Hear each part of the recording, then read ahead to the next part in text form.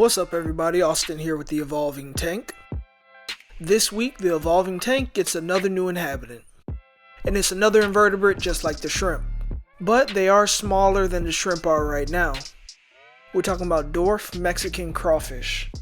I bought 3, but unfortunately one of them passed away before it even got to the tank. And I actually realized one of them had a bunch of babies under her.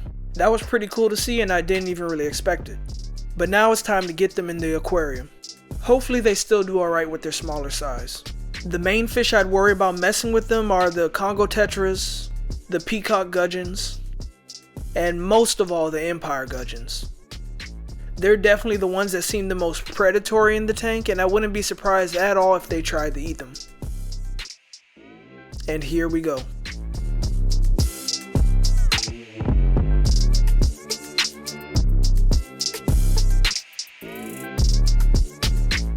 It wasn't long before the empire gudgeon rushed right up to where one of them was and my heart dropped.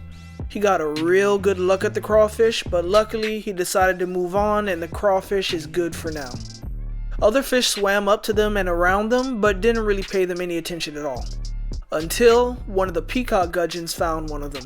And it was a crawfish that had the babies. I saw the crawfish put his claws up, ready to defend itself. But then the peacock gudgeon moved on too. I assumed the crawfish would go into hiding after that, but it actually started climbing on rocks where it was exposed, at least until it fell back down, which the empire gudgeon saw but didn't investigate too much. I spotted the first crawfish doing almost the same thing, climbing up on some driftwood. A Congo tetra was in the background but paid it no mind. It wasn't long before one of them started crawling toward the large log in the center of the tank where it could have some shelter. But the soon-to-be mother sat out on the rock, in the open, enjoying the new tank. And I left them alone for a while to let them settle in. When I came back, one of them had climbed up onto the highest piece of driftwood in the tank. And the other was hanging out under a rock. I barely even saw when the peacock gudgeon again tried to sneak up on it. But the crawfish saw him, put up its claws, and was left alone. And then I decided to leave them alone for the night. The next day, when feeding time came around, I spotted one of the crawfish hanging around the front side of the main log. It waited for the coast to be clear. Then, when the other fish swam away for a second, it grabbed a bit of food and retreated back into the log. But I couldn't find the other one anywhere. It wasn't hanging out on any of the branches. There was a bamboo shrimp there now. And I didn't see it walking around the bottom of the tank. It wasn't in any of the plants either. And I did see the empire gudgeon out on the prowl. All I could do was give it a few hours to see if it shows up. And eventually, I saw the other one pop out of the back of the log, just casually hanging out with the largest fish in the tank, the rainbow shark. As the days went on, the crayfish got more and more confident and they started hanging out in the open way more often. There were still a few tense moments though. The peacock gudgeons were getting a really good look at one of them, but it looked like this time when they were sizing him up, the crayfish didn't even bat an eye. It just went about its own business and the gudgeons eventually left it alone and went their own way. But when the empire gudgeon came around, they showed a little more respect for it. When it gets a little too close, they still put up their claws, but they always end up both going their separate ways.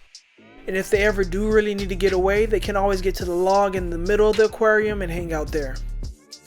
Other than the occasional staring match with the gudgeons, the crayfish have been doing great.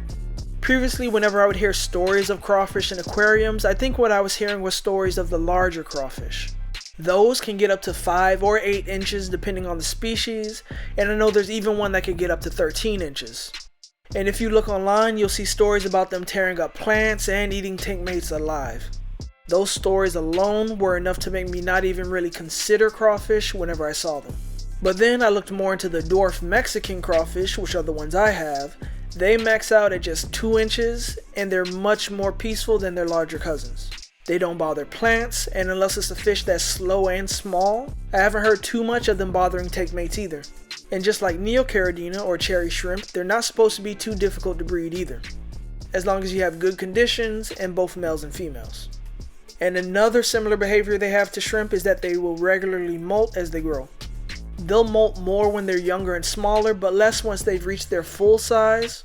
But when they do molt and shed their exoskeleton, places like this log, where they can get away and hide, are important because until their new exoskeletons harden, they'll be more vulnerable. And now that I know they have what it takes to survive in this aquarium, I think I may actually go add a few more. So you'll probably be seeing those soon. I can actually see these being a slightly tougher, larger alternative to cherry shrimp, and they're better at defending themselves.